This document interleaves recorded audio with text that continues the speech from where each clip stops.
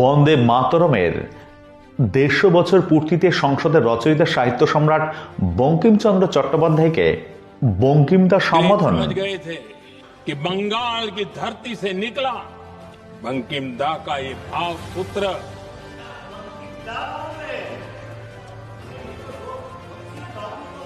बंकिम बाबू बोले। Thank you thank you thank you thank you thank you आपकी भावनाओं के लिए मैं आदर करता हूं। बंकिम बाबू ने थैंक यू दादा, थैंक यू। हाँ, आपको तो दादा कह सकता हूं ना, वरना उसमें भी आपको इतराज हो जाएगा। মোদির উপর চটলেন মমতা বন্দ্যোপাধ্যায়। কালকে বঙ্কিমচন্দ্র চট্টোপাধ্যায়কে বললেন বঙ্কিমদা, যেন মনে হচ্ছে হরিদা আর শ্যামদা ন্যাশনাল সং রচনা করেছিলেন, তাকে এইটুকু সম্মান দিলেন না। আপনাদের তো মাথা নিচু করে নাক্ষত দেওয়া উচিত জনগণের কাছে, তাতেও ক্ষমা হবে না। সংসদে বন্দে মাতরম নিয়ে আলোচনার আহ্বান, আর সেখানে কিনা বঙ্কিমচন্দ্র চট্টোপাধ্যায় কিনা বারবার হোঁচট খেল বিজেপি।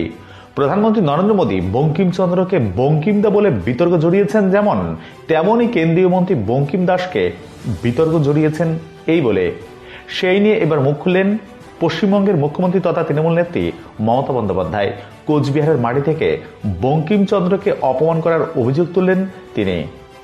কোচবিহারের সভায় এদিন একাধিক ইস্যুতে কেন্দ্রের মোদী সরকারকে তীব্র আক্রমণ করেন মমতা। 100 দিনের কাজ, আবাস যোজনা থেকে বিভিন্ন প্রকল্পে বাংলাকে বঞ্চিত করার অভিযোগ তোলেন। সেই নিয়ে মমতা বলেন, এত খিদে ওদের যে 2 মাসের মধ্যে মানুষের নাম বাদ দিতে হবে, এতদিন পরে নিজেদের নাগরিক প্রমাণ করতে হবে, এর চেয়ে বড় অসম্মান কি হতে পারে? জিজ্ঞেস করুন বিজেপি নেতাদের, লজ্জা করে না? স্বাধীনতা আন্দোলনের সময় কোথায় ছিলেন?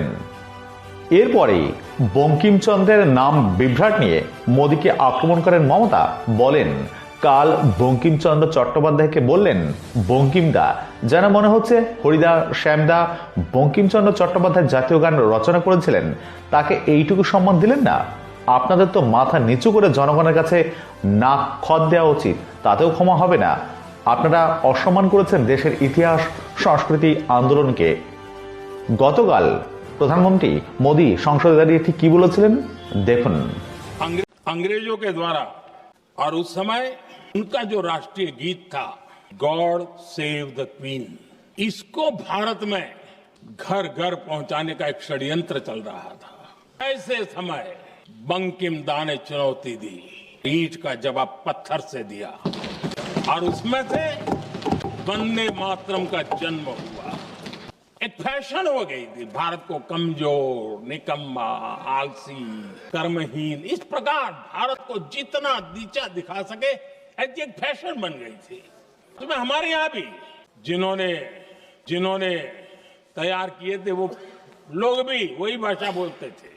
तब बंकिम दा ने उस हीन भावना को भी झकझोरने के लिए और सामर्थ्य का परिचय कराने के लिए वंदे मातरम के भारत के सामर्थ्यशाली स्वरूप को प्रकट करते हुए आपने लिखा था, एक बहुत बड़ा स्वदेशी आंदोलन खड़ा हुआ और तब वंदे मातरम हर तरफ गूंज रहा था। अंग्रेज समझ गए थे कि बंगाल की धरती से निकला बंकिम दा का ये भाव सूत्र।